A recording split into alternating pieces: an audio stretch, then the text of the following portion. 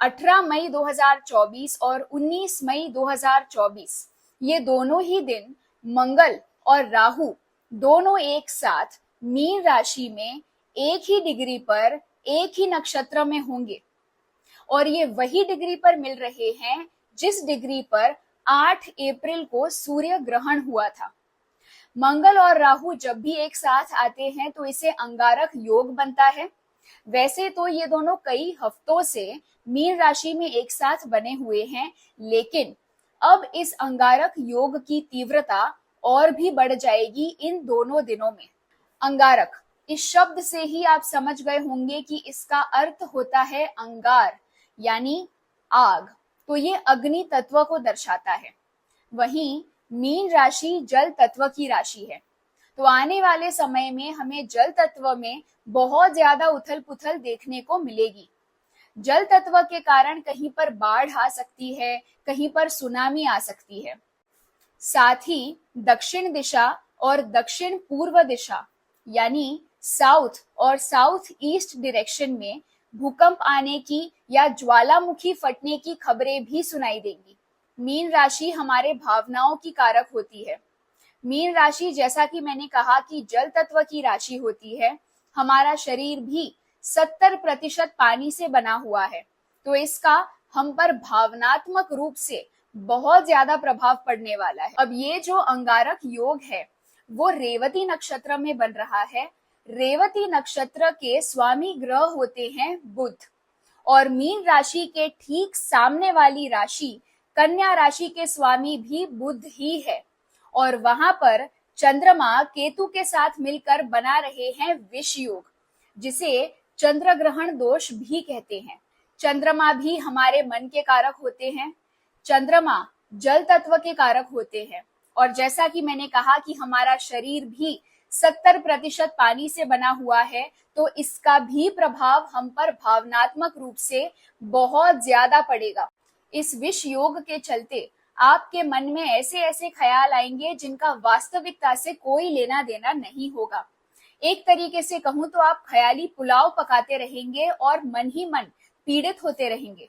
आपके मन में शंका पैदा होगी, आप लोगों पर डाउट करेंगे, और अगर आपकी कुंडली में भी चंद्रमा केतु के साथ, राहु के साथ या फिर शनि के साथ है, तो लोग आपको मैनिपुलेट कर सकते हैं। इस समय में किसी की भी बातों पर आंख बंद करके विश्वास बिल्कुल भी मत करिएगा, क्योंकि अगर आपने ऐसा किया तो आपके मन में शंका पैदा होगी, वहम पैदा होगा, जिसके चलते आप अपने स्वजनों पर शक करेंगे और उसके चलते आपके रिश्तों में दरार आ सकती है।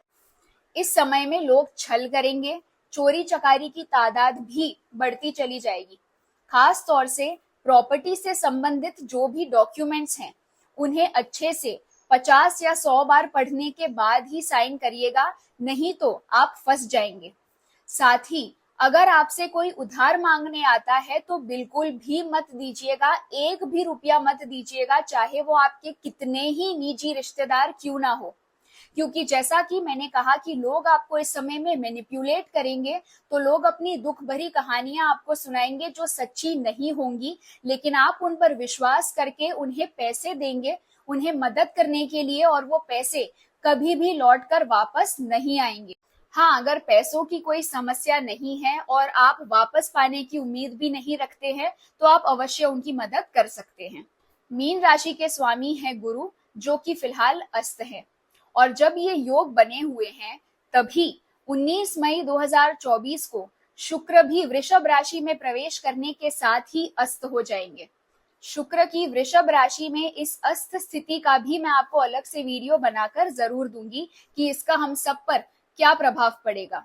इस समय में एक्सीडेंट्स की तादाद बढ़ सकती है, साथ ही जलने कटने की समस्याएं भी हो सकती हैं, तो आप आग के आसपास और नुकीली चीजों के आसपास सबसे ज्यादा ध्यान रखिएगा।